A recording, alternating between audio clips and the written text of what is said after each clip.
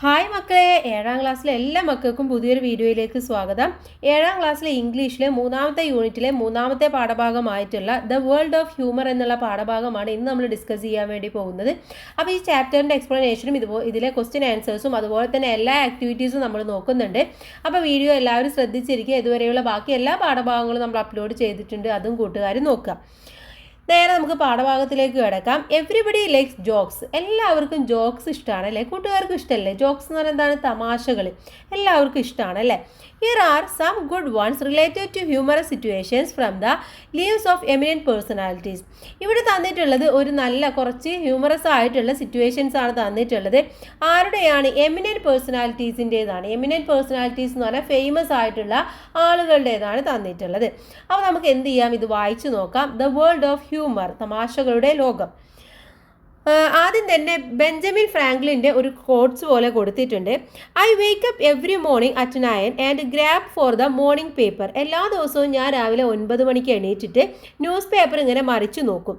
Then I look at the obituary page. Obituary page എന്ന് പറഞ്ഞു കഴിഞ്ഞാൽ ചരമകോളമാണ്. അപ്പം ഞാൻ ചരമകോളം നോക്കും. If my name is not on it, എൻ്റെ പേര് അവിടെ ഇല്ല എന്നുണ്ടെങ്കിൽ ഐ ഗെറ്റ് അപ്പ്, ഞാൻ അവിടെ നിന്നും എഴുന്നേൽക്കും. അഥവാ അപ്പോഴാണ് ഞാൻ മരിച്ചിട്ടില്ല എന്നുള്ള യാഥാർത്ഥ്യം ഞാൻ മനസ്സിലാക്കുക എന്നുള്ളത് വെറുതെ ഒരു തമാശ രൂപേണ പറയുകയാണ് അദ്ദേഹം. നമ്മൾ എഴുന്നേറ്റാൽ തന്നെ നമുക്ക് മനസ്സിലാവുമല്ലേ നമ്മൾ മരിച്ചിട്ടില്ല എന്നുള്ളത്. പിന്നെ നമുക്കിവിടെ ചരമകോളൊന്നും നോക്കേണ്ട ആവശ്യമില്ല, പക്ഷെ അദ്ദേഹം ഒരു ഫണ്ണായിട്ട് പറഞ്ഞ കാര്യമാണ്. നമുക്ക് നേരെ ഈ പാഠഭാഗം വായിച്ചു നോക്കാം. കുറേ ഇത്തരത്തിലുള്ള ഹ്യൂമറസ് സ്റ്റോറീസ് ആണ് തന്നിട്ടുള്ളത്. First one, Arthur cannon ഡോയിൽ, the famous author of detective stories. അപ്പോൾ ഇദ്ദേഹം ഒരു ഫേമസ് ഡിറ്റക്റ്റീവ് സ്റ്റോറീസ് എഴുതുന്ന ഒരു ഓതറാണ്. വൺസ് വെൻ ടു പാരീസ്, അദ്ദേഹം പാരീസിലേക്ക് പോയി. ഈ hired a cab at the railway station to go to the hotel. അപ്പോൾ അദ്ദേഹത്തിന് ഹോട്ടലിലേക്ക് പോകാൻ വേണ്ടി റെയിൽവേ സ്റ്റേഷനിൽ നിന്നും ക്യാബ് ബുക്ക് ചെയ്തു. ക്യാബ് എന്ന് പറഞ്ഞാൽ ടാക്സി ബുക്ക് ചെയ്തു. What hotel would you like to go to mister Conan Doyle ask the cab man. Cab man എന്ന് പറഞ്ഞാൽ ആ ടാക്സിയിലെ ഡ്രൈവർ ചോദിക്കുകയാണ്, നിങ്ങൾക്ക് ഏത് ഹോട്ടലിലേക്കാണ് പോകേണ്ടത് മിസ്റ്റർ കാനോൻ ഡോയിൽ എന്ന് ചോദിക്കുകയാണ്. The writer was greatly surprised. അപ്പോൾ ആ ഒരു റൈറ്റർക്ക് വളരെയധികം അത്ഭുതം തോന്നുകയാണ്. How do you know my name he asked. നിനക്ക് എങ്ങനെ എൻ്റെ പേരറിയാമെന്ന് അദ്ദേഹം ചോദിച്ചു. Well it's simple, the cab man said. ഓ, ഇത് വളരെ സിമ്പിളാണല്ലോ. The other day I read in the newspaper that you would probably visit Paris this week. അപ്പോൾ പറയാണ്, ഞാൻ ഈ അടുത്തൊരു ന്യൂസ് പേപ്പർ നോക്കിയപ്പോൾ നിങ്ങളിപ്പോൾ അടുത്ത് പാരീസ് വിസിറ്റ് ചെയ്യാൻ വരുന്നുണ്ട് എന്ന് കണ്ടു. Then I noticed that your suit was made of good English tweed. അത് പറയാം. അപ്പം ഞാൻ നോട്ട് ചെയ്തിട്ടുണ്ടായിരുന്നു, നിങ്ങളെ സ്യൂട്ട് ഉണ്ടാക്കിയിട്ടുള്ളത് നല്ല ഇംഗ്ലീഷ് ട്വീഡ് എന്ന് പറഞ്ഞാൽ നല്ല ഒരു ലെതർ പോലെയുള്ളതാണ്, അത് വെച്ചുകൊണ്ടാണ് ഉണ്ടാക്കിയിട്ടുള്ളത് എന്നുള്ളത് ഞാൻ നോട്ടീസ് ചെയ്തു. Wonderful Z cannon Doyle. അപ്പോൾ കാനോൻ ഡോയിലിന് വളരെ അത്ഭുതം തോന്നി. ഓ, വണ്ടർഫുൾ എന്ന് പറഞ്ഞു. You are a born detective. അപ്പോൾ പറയാണ്, നീ ഒരു ജനിക്കുമ്പോൾ തന്നെ നീ ഒരു ഡിറ്റക്റ്റീവ് ആയിട്ടാണ് ജനിച്ചിട്ടുള്ളത് എന്ന് പറയാണ്. Thank you sir, the cab man replied. അപ്പോൾ അത് കേട്ടപ്പോൾ ക്യാബ് മാൻ താങ്ക് യു എന്ന് പറയാണ്.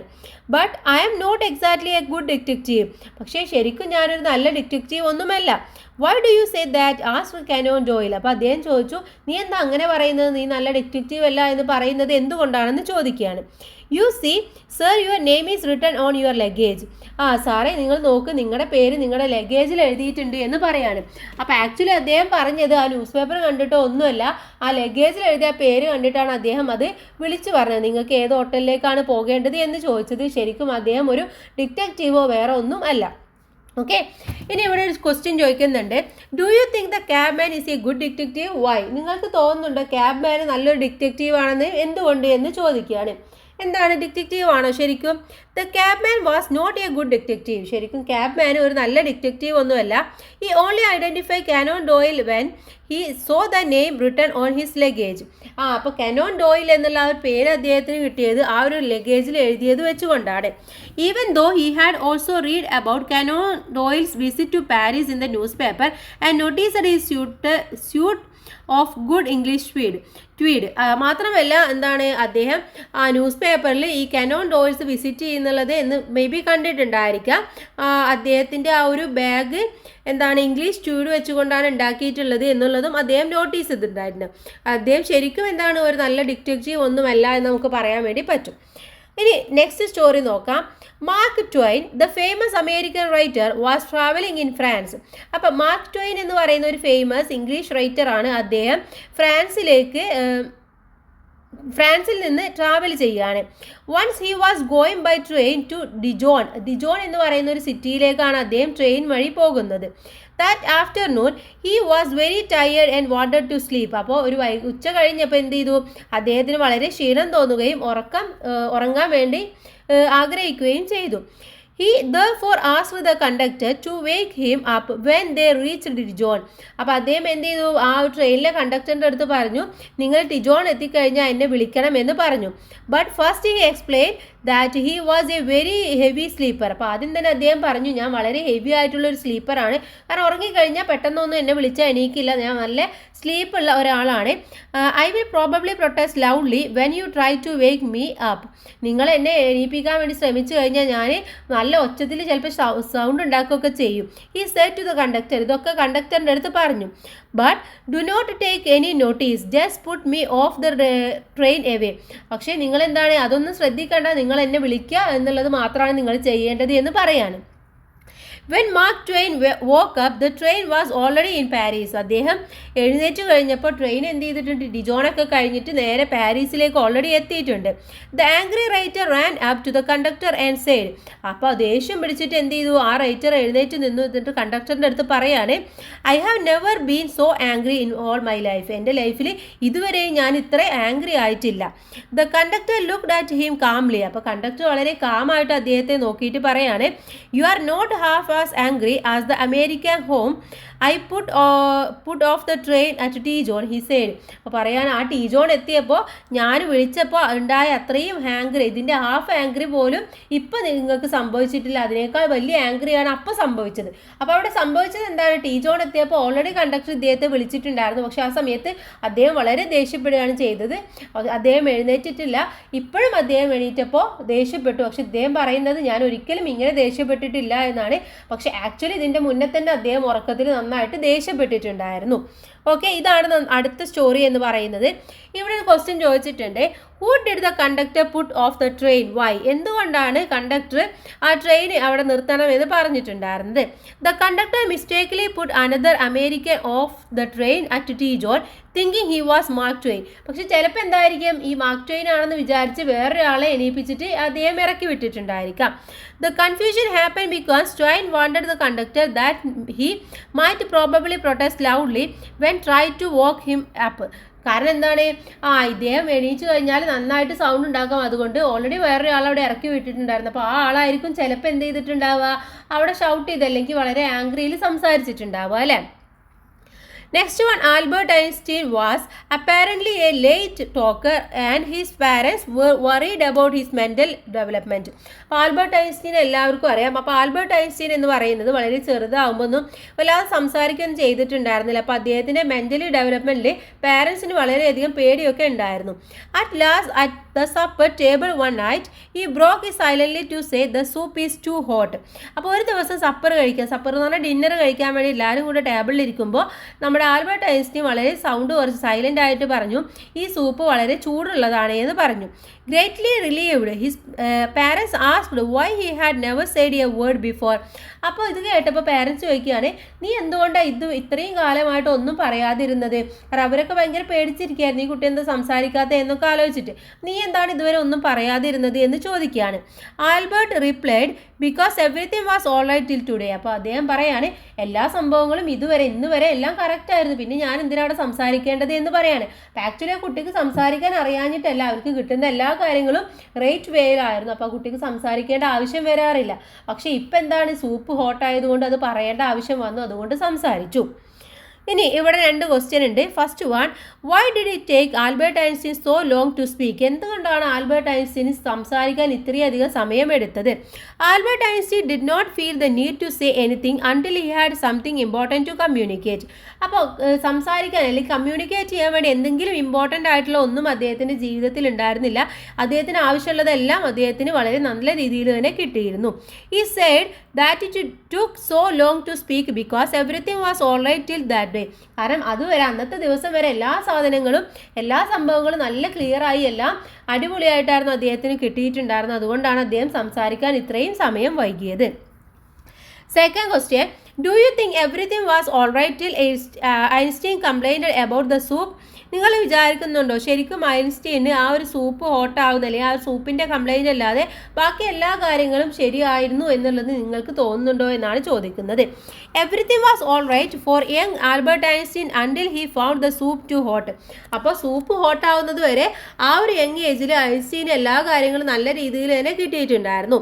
The implies he didn't speak because he had no reason to until that moment. അപ്പോൾ ആ ഒരു മൊമെൻറ്റ് വരെ അവനക്ക് സംസാരിക്കാനുള്ള സംഭവങ്ങളൊന്നും അവിടെ ഉണ്ടായിരുന്നില്ല.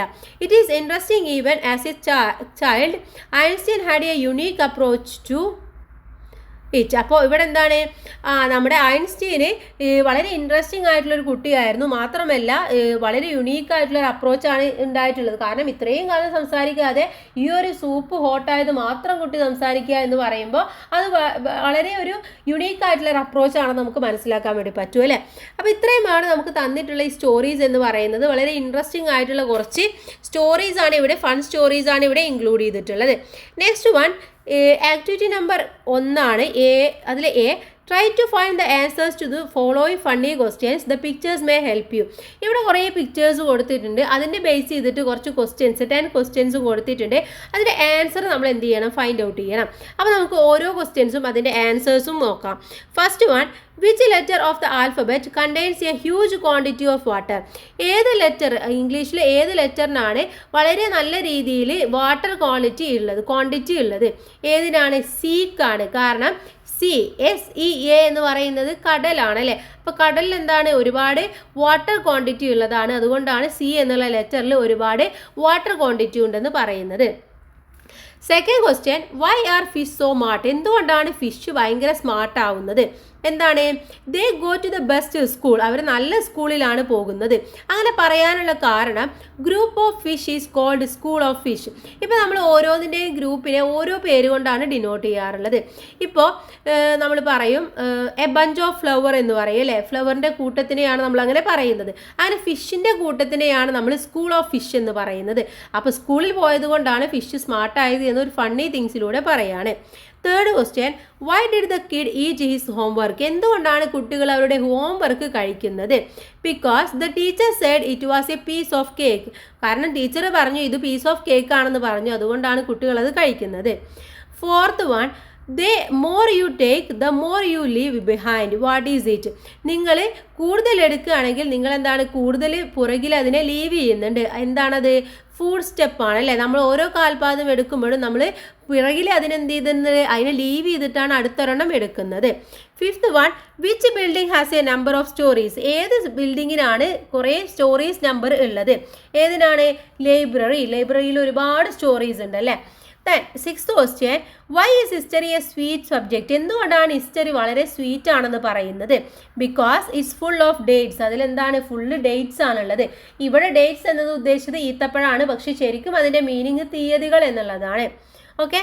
Next seventh one, I have teeth but can't eat. Who am I? എനിക്ക് ടീത്ത് ഉണ്ട്, പക്ഷെ എന്താണ്, എനിക്ക് കഴിക്കാനൊന്നും പറ്റില്ല. ആരാണത്? കോമ്പാണ്. Next eighth one, what has a face and 2 hands but no arms or legs.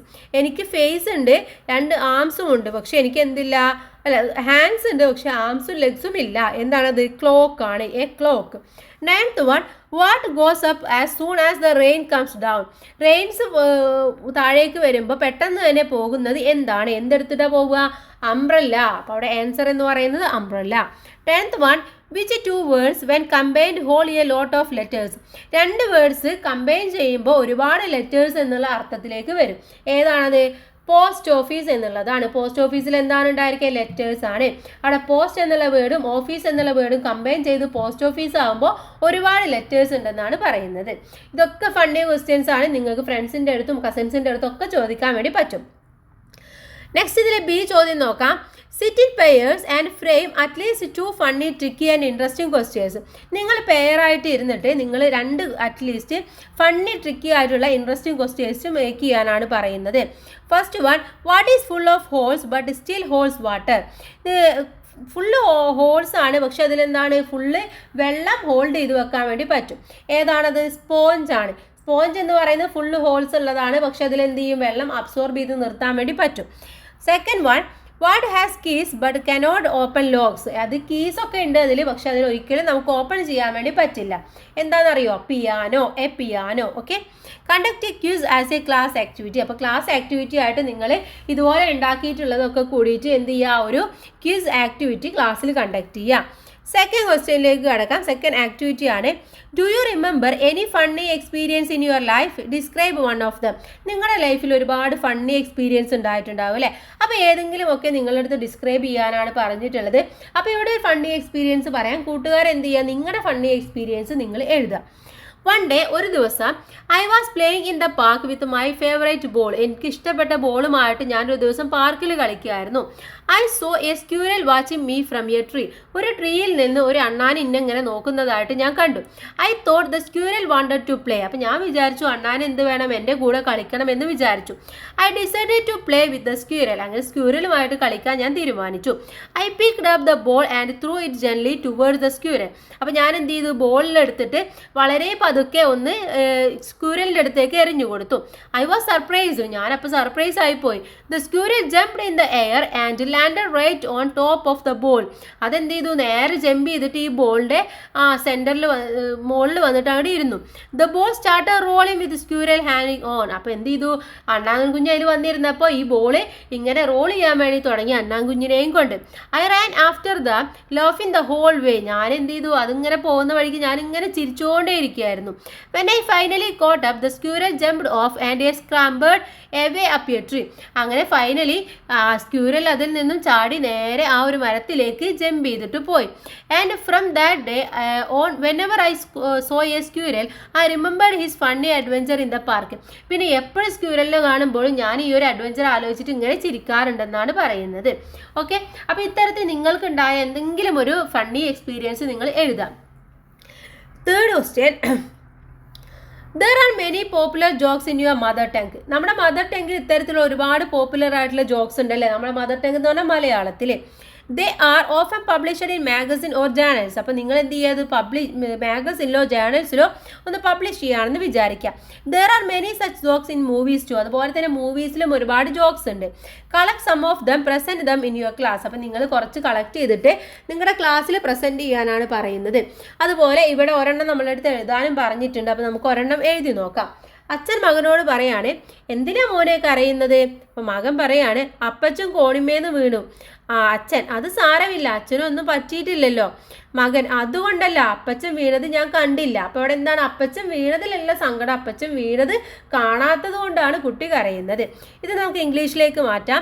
Father to son, why are you crying? Son, grandpa fell down the stairs. Father, it doesn't matter, nothing happen to him. അദ്ദേഹത്തിനൊന്നും പറ്റിയില്ലല്ലോ. Son, that's not why. അതല്ല പ്രശ്നം. I did not see grandpa fall. Grandpa വീഴുന്നത് ഞാൻ കണ്ടില്ല.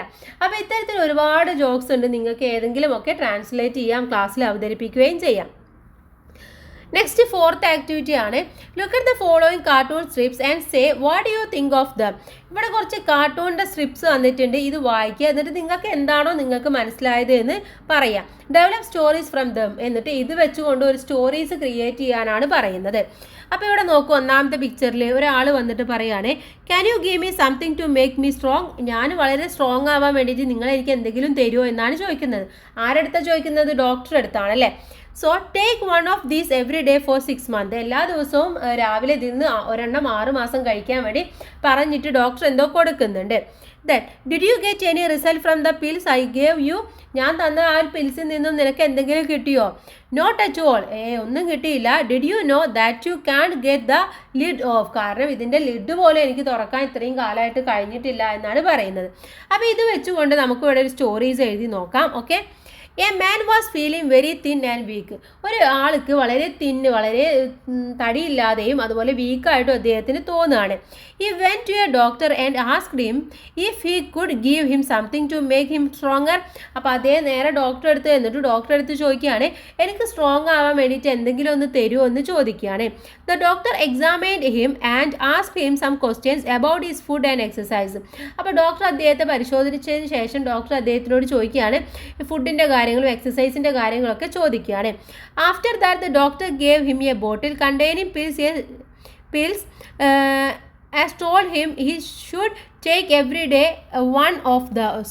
അപ്പോൾ doctor എന്ത് ചെയ്തു, ഒരു ബോട്ടിൽ കൊടുത്തിട്ട് പറയുകയാണ് ഇതിൽ നിന്നും ഓരോ പിൽസ് 6 മാസം എടുക്കണമെന്ന് പറയാണ്. Then went home, the man is went home. അങ്ങനെ എന്ത് ചെയ്തു, അദ്ദേഹം നേരെ വീട്ടിലേക്ക് പോയി. He try to open the lid of the bottle, ഈ ബോട്ടിലിൻ്റെ ലിഡ്, ആ ഒരു അടപ്പ് തുറക്കാൻ വേണ്ടി അദ്ദേഹം ശ്രമിച്ചു. ഇറ്റ് വുഡ് നോട്ട് ഓപ്പൺ, പക്ഷെ അത് ഓപ്പൺ ആവുന്നില്ല. He did all he could open the bottle, അദ്ദേഹം അത് ഓപ്പൺ ചെയ്യാൻ വേണ്ടി എല്ലാതും ചെയ്തു. But he couldn't remove the lid, പക്ഷെ ആ ലിഡ് അദ്ദേഹത്തിന് എടുക്കാൻ വേണ്ടി പറ്റുന്നില്ല. Every day he tried hard, എല്ലാ ദിവസവും വളരെ ഹാർഡായിട്ട് തന്നെ ശ്രമിച്ചു.